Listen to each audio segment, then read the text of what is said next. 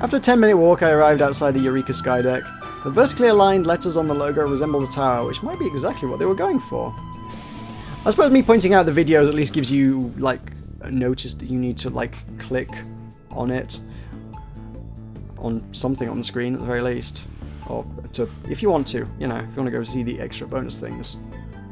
I suppose ideally I would turn that link into an annotation. I probably won't have the motivation to do that, but I should. A group of backpackers made their way through the automatic doors. They could well be the calligraphers from the forum I always lurked in. For some reason, seeing these forum users in real life made my brows stained with sweat. Maybe the walk from earlier had just tired me out. Come on, Vinty, these people shared your passion for calligraphy, so they should be seen as your allies. I wanted to tell myself that, but if so, why did I shiver as though I was treading into a minefield?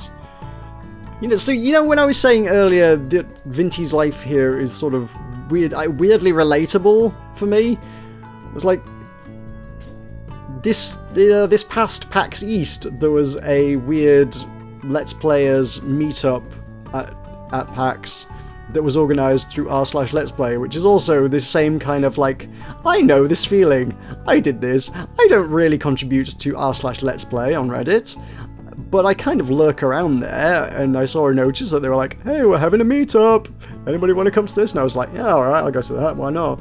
So, yeah, once again, Vinty, I can relate. This is just really weird for me as an experience. It's like, I know all these things, I've done these things. Not Melbourne per se, but I know exactly how she's feeling every step of the way along this. This is weird for me. Come on, Vinty, these people shared your passion for calligraphy, so they should be seen as your allies. I wanted to tell myself that, but if so, why did I shiver as though I was treading into a minefield? Oh, to heck with it. Turning around now would just be silly. I squeezed my bag straps and stepped through the automatic doors. To my left stood a wooden wall with the tower's branding painted across it. A long slanted light hung overhead to illuminate this logo. On the far side, those backpackers from before were queuing up for the elevator. There were more people here than I'd expected. I hoped only a few of them were actual calligraphers. The man and lady behind the counter grinned as I approached them. With suits that well ironed, they could easily host their own TV shows. Good afternoon, the man said. Would you like to visit the tower? We have day and night tickets available, as well as a combo for a discounted price. The woman chimed in. Whoops, sorry. I gave her the man's voice. They must be well rehearsed with this introduction speech of theirs. Admiring the night scene from the tower top would be nice, but I had best head to the hotel early for a good night's sleep, so I went with a day ticket.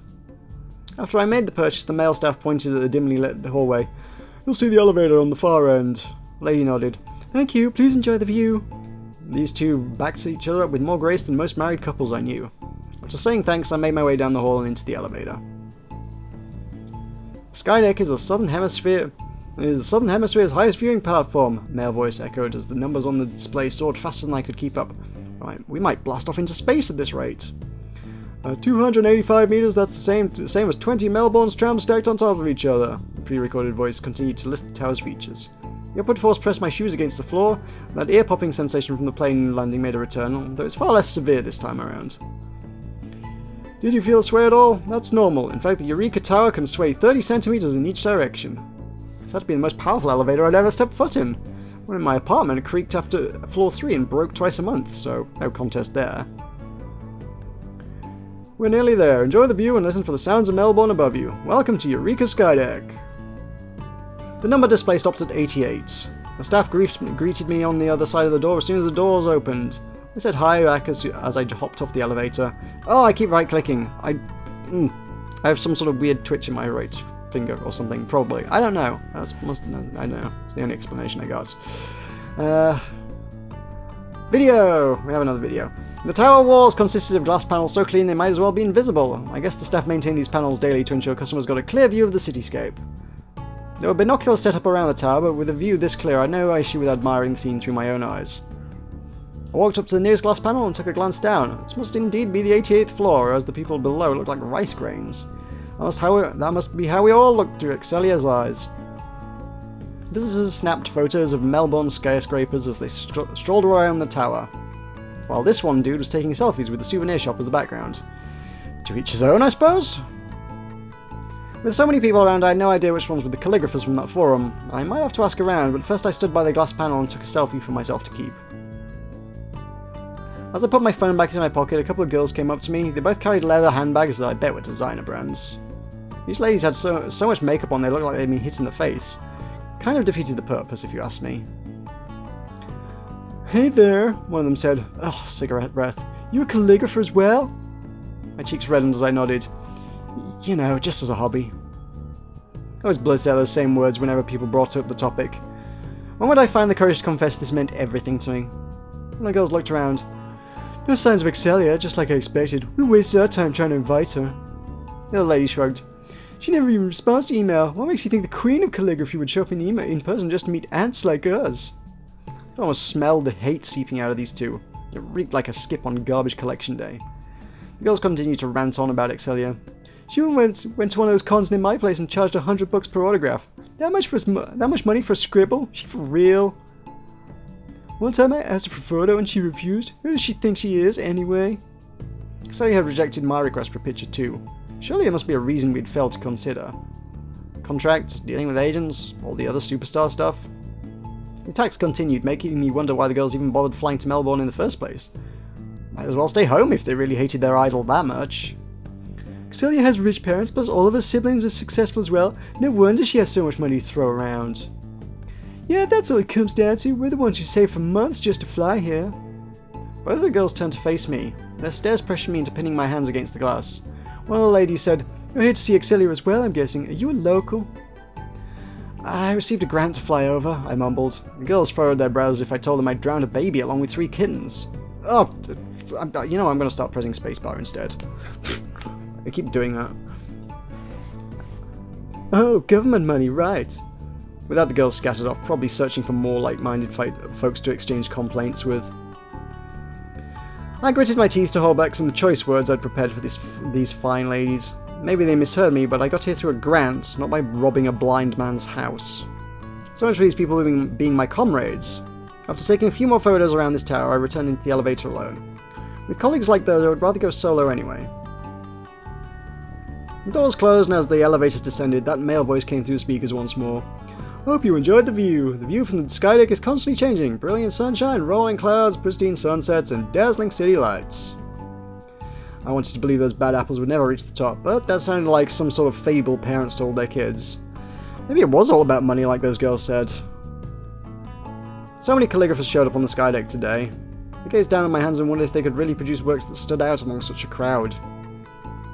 "You're nearly back down to earth, so farewell! Enjoy Melbourne, it's the most livable city in the world." The elevator doors opened and I made my way out of the Eureka skydeck. As I passed that duo standing behind the counter, they bid me farewell in unison. The sky faded into orange as the sun began its descent. Though I never claimed to be a saint, surely I deserve more success than those 2 girls in the tower. Tomorrow is the big event. I must observe Excelia's every twitch like a scientist studied her lab rat. If I mastered her every move, I might be able to gain an edge. Time to head for the hotel and get some sleep. I pulled out my paper map and traced a finger through the route I needed to take. Good thing I'd already jotted my hotel's position onto the page. Judging from a map I'd found online, I expected about a half-hour walk. A bit longer than I would like, but I figured I could admire more of Melbourne's sights along the way. Let's get going. Another video. Trams and taxis now with their headlights on continue to draw my gaze. Restaurants and retail chains also fought for my attention with their neon signs. As one of the trams rounded a corner, the cable above sparked like a camera flash. Those lights inside the carriages fizzled out for a second too. Another video. If I were inside that tram I might have freaked out, but nobody inside or outside showed any reaction, so I guess this must be a common occurrence. Boy, the wind seemed to have really picked up. I should have brought a jumper for this trip. Hopefully I would reach my hotel before it got too cold. I pulled out my phone to check the time. The clock had just hit 5:30 PM. That meant I should arrive at the hotel around 6. Perfect time for dinner before hitting the sack. 5:45 PM, 6 PM, 6:30 PM. Okay, maybe I should have given that online map a closer look. On screen, the hotel really looked like it was within walking distance. Check my paper map to see how much further I had to go. At this pace, it might be 8 by the time I arrived at my hotel. I sensed an urge to tear this pathetic map into bits, but I resisted because we all know who the real failure was. Now that I had wandered away from the city, I hardly bumped into anyone walking along these streets. Even the road had next to no traffic to speak of.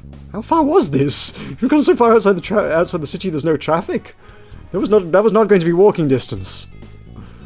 I kept glancing behind me to see if a taxi might drive by.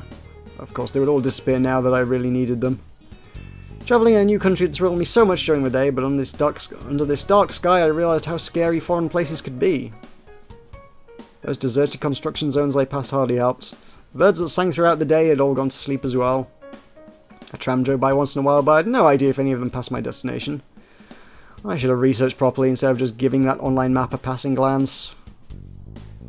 A steep bridge ahead paved a way into an area shrouded in shadows. The path below me looked more like a forest than a residential. In fact, there might be no footpath for me to walk on at all. And if there was, my shoes already felt like they had needles poking into them. I never bothered to see what the hotel's check-in hours were. If I arrived too late and the staff had gone to bed, I might have to spend the night outside in the cold. I doubt that, no. Hotels don't tend to work that way. Hotels usually have someone on desk 24 hours, in my experience. Or at least some sort of provision for allowing you to get in at silly o'clock if you turn up at silly o'clock. Speaking of temperature, without a jumper to wear, I might freeze at this rate. I sniffed over and over to try and keep my runny nose in check. Now that I thought about it, perhaps this map was wrong and I'd been heading in the opposite direction the whole time. Possibility made my eyes water up. When would I ever do something right for a change? With a shaky hand I pulled out my phone and made the call to hire a cab. At least I still had internet here, so I was able to look up the number. Wait, what? She had mobile internet this whole time and she was just like using a map that she scrawled on a bit of paper? If you had mobile internet on your phone, why would you not just bring up Google Maps? Or whatever, other map apps are presumably available, but, I wouldn't use any of them because Google Maps is really, really good. Yeah. Why would you not have just done that? Why would you not this is the hotel I'm looking for, take me to it? What the heck? Knowing my luck, this phone could well have exploded right when I needed it most. With a life like mine, that would hardly be newsworthy. As I hung up, I figured I could have done a search on the tram routes instead. That probably would have been the cheaper alternative. Oh well, at this point I just wanted to flop onto a bed as soon as possible. A taxi drove in my direction and slowed down as it approached me. That must be the cab I'd hired. I waved my hand and the taxi pulled over by the bridge for me to climb in. After closing the door, I told the driver of the address of my hotel. He nodded and drove his cab across the bridge. At least that proved I'd been walking in the right direction the whole time. The street ahead did in fact resemble a forest, but a few meters later we were back in another residential area. Geez, I could have dashed across this bridge and everything would be fine. Darkness just made everything seem so much creepier. After 3 or so minutes, the taxi pulled up outside my hotel. If I'd known I was this close, I would have just crawled my way here. I paid the driver and got out of his taxi. Right after I closed the door, the cab performed a U-turn and almost crashed into a honking tram as it sped back towards the city. The hotel's automatic doors opened when I approached them. I stepped through and sighed in relief when I noticed the staff standing behind the counter to my left. The ceiling lights shaded the lobby yellow, giving the place a royal feel. That man behind the counter wore a black suit, which certainly suited the atmosphere. Yes. Good evening, the man said when I walked up to the counter. Looks like you've had a long day. I kind of walked all the way here from the city, I said. Well, that might be a lie, since I called a taxi for that last stretch, but close enough. The staff raised his brows, looking unsure whether to find me impressive or foolish. Lesson learned, sir. I definitely plan to catch a tram back into the city tomorrow. Have you got a room booked? The man asked. I nodded. My name's Vinci. After checking his computer, the staff handed me an envelope with a pass card tucked inside. Sitting below this card was a piece of paper with the number 106 printed on it. That's on the first floor, the man smiled. Would you like to use our Wi-Fi as well? I recalled asking Excelia to promote my work on social media, so tonight might be a good time to check if she'd carried out my request. I nodded, and the staff issued me another slip with the Wi-Fi password written on it. After thanking the man, I strolled through another pair of automatic doors and found my way into the elevator hall. A fancy-looking vase sat on top of a wooden table in the corner. One of the elevators had an out-of-order notice tagged on its door. It's the only thing that reminded me of my apartment back home. On the other hand, I bet Excelia's house put even this hotel to shame. She probably lived alone and still had like 50 elevators. The elevator furthest from mine still worked, so I walked in and let it send me up to the first floor. I might collapse without a proper meal tonight, but that trek from earlier made me sweat quite a bit. Let me get to my room and take a shower first. Once the elevator doors, I stepped out and located my room, 106 to my right. I walked up to the door and found a scanner on the adjacent wall. This must be the place where that card came in handy. Hey, I was new to this, so be nice. I had a rusty key for my wooden door back home. Numbers 106 glowed in blue above the scanner. Never in my life had I stayed in a place this grand. Relax, Vinty, this must be pretty standard in a lot of hotels. I tapped my card against the scanner, and a green dot lit up on the panel and the door made a clicking sound. I twisted the doorknob and, as expected, felt no resistance when I pushed. See, I had this technology thing all figured out. I opened the door and stepped into the dark room. Good thing I found some light switches on the wall to my right. After dumping my backpack onto the carpet, I flipped all the light switches on. Let there be light, I thought. Not a single bulb lit up. I flicked the switches back and forth, but the room remained dim. Come on, I marathoned my way here, and now this? Like I said, I had technology figured out, and I knew a set of broken switches when I saw one. Shaking my head, I marched back onto the ground floor and confronted that staff in the lobby. None of the lights work, I said, pressing both my hands against my hips. The man's smile never waned, making me sense just a tinge of guilt. You must insert your card to activate the lights. There's a slot next to switches. Would you like me to accompany you? The staff asked. Oh, I see. My ears heated up from the embarrassment. It's okay, thank you.